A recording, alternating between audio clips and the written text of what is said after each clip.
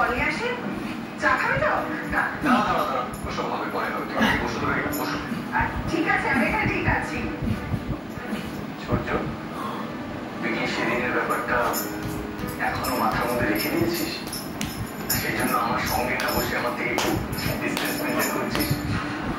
না এসব বলছিস আসলে তুই কলকাতায় আসার পর তুই নিজেই তো আমাদের সাথে সেরকম যোগাযোগ প্রায় রাখিস নি। তারপর আজকে হঠাৎ করে এভাবে এলি, তাই ভাবলাম কিছু হয়েছে নাকি। সেটাই যদি বলিস তাহলে তো আমি বলবো যে কলকাতাতে আসার আগে তো আমাদের মধ্যে সেরকম যোগাযোগ ছিলই না। হ্যাঁ, সেদিন ওই রাতে ওইভাবে আমাদের দেখা হয়ে যাওয়াটা কোইন্সিডেন্স।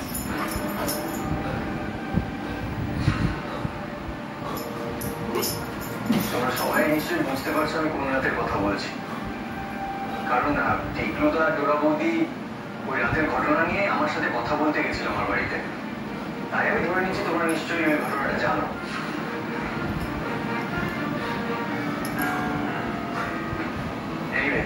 কাকিমা, আমি তোমাদের কাছে একটা ব্যাপার নিয়ে এসেছি। আমি তোমাদের সবার সাথে একটা আলোচনা করতে চাইছি। এটা সবার সাথে। কাকু বাড়িতে নেই? কাকু থাকলে ভালো হতো। আছে, কাকু বাড়িতেই আছে। আসলে জানিসই তো কাকুর শরীরটা ভালো নেই। এখন তবে ঘরে থেকে বেরোচ্ছে, এই বাড়ির মধ্যেই চলাফেরা করছে আর কি। বুঝলি তো, বাড়ির বাইরে বেরোচ্ছে না। তুই বস, আমি অন্তত তোর জন্য জলটা নিয়ে আসি।